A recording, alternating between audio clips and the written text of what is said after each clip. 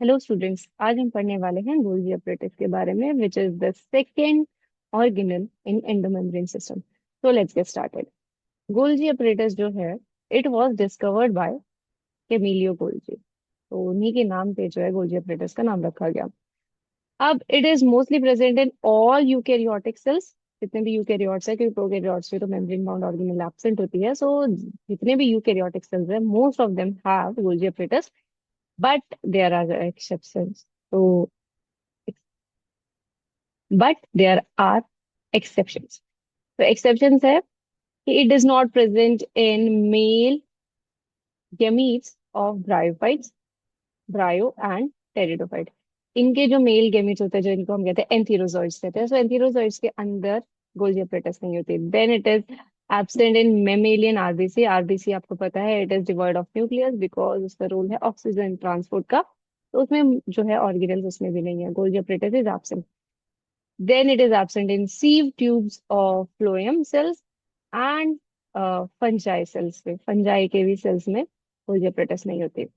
ठीक है, so these are exception. अब अगर हम इसके स्ट्रक्चर की बात करें, तो स्ट्रक्चर क्या है? फर्स्ट थिंग जो important, that is it is single membrane bound organelle, मतलब इसमें सिर्फ एक ही मेम्ब्रेन है।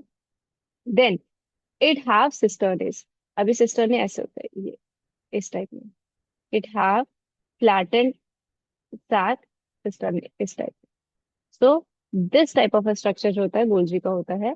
एंड देयर वन फेज होता है which is known as cis phase and the other phase is known as trans phase. ठीक है। सो सिस फेज का काम क्या होता है? जो भी इनकमिंग प्रोटीन्स उनको एक्सेप्ट करना है, और ट्रांस फेज का काम होता है उनको बाहर निकालना। तो इसीलिए मैंने उनको इनकमिंग का वो एरो है वहां पे। ठीक है। तो जो सिस फेज होता है, it accept the incoming proteins, and trans phase उनको अच्छे से पैकेज करके सॉर्ट करके उनको ट्रांसपोर्ट करता है।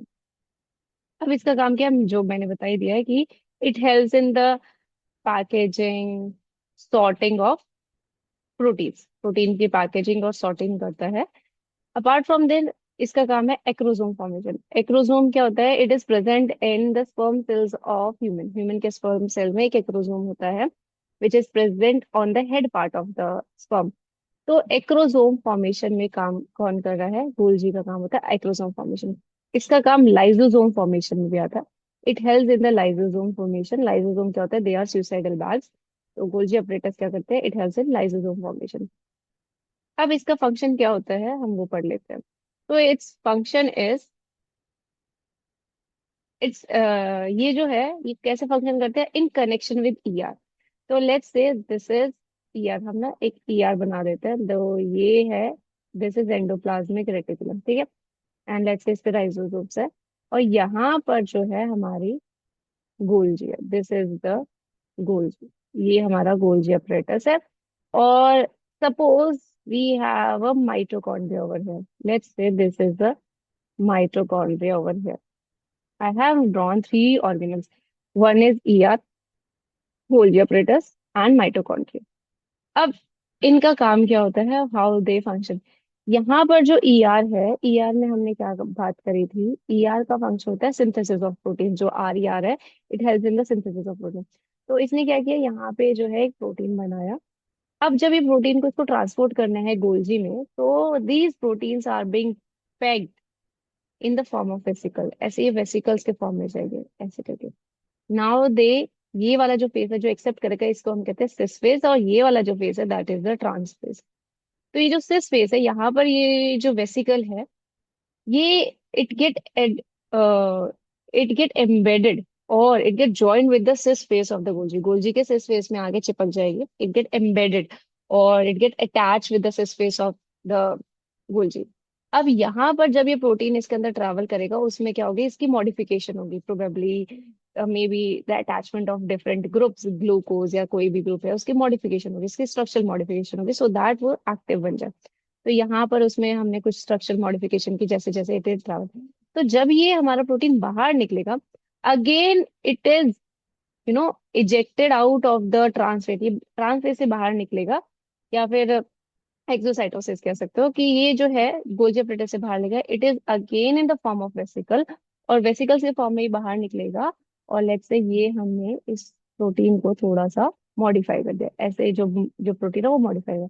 Now this protein is required by the mitochondria for its function. तो ये इसको माइटोकॉन्ड्रिया को ये दे देगा कि ये लो, this is your protein and now you can carry out your function. So this is how the packaging and modification and sorting of protein is done by the Golgi, and it is present in association with the ER. That's why हम कहते हैं endomembrane system है, जिसमें vacuole आते हैं और lysosome भी आते हैं। So let's see some of the notes. Observed by Capillary Golgi किसमें nerve cells में देखे गए थे। ये किसमें थे? Present in all eukaryotes except male gametes of Brio, Pterido, Mammalian RBC, sieve tubes and spinal cells.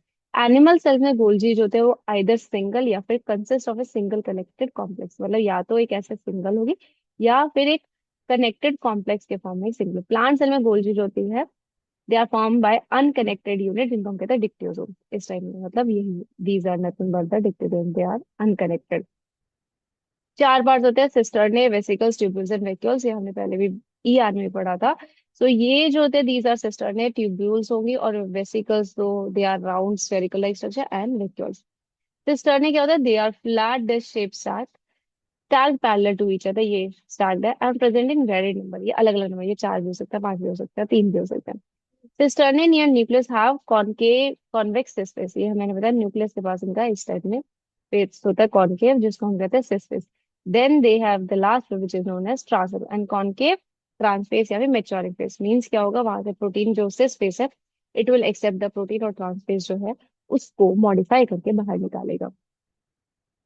Packaging, अब इसका फंक्शन क्या है? The packaging and storage of materials. Material जो होते हैं वो पैक होते हैं वेसिकल्स में, ईआर उनको पैक करते हैं, फिर वो जो it get fuse with the sis phase and move towards the maturing phase. मतलब यहाँ पर सिस फेज में ये वेसिकल जो है they get fuse, and now ये इस टाइप में इजेक्ट हो जाएगी, कहाँ से? ट्रांसफेज से। प्रोटीन्स जो राइबोसोम सिंथेसाइज करते हैं ईआर पे, वो मॉडिफाइड होते हैं सिस्टर्ने में। यहाँ मैंने बताया उनका मॉडिफिकेशन होता है सिस्टर्ने में of Golgi, because they release trans phase से, वो जब वो रिलीज होता है तो उससे पहले उनका मॉडिफिकेशन होता है।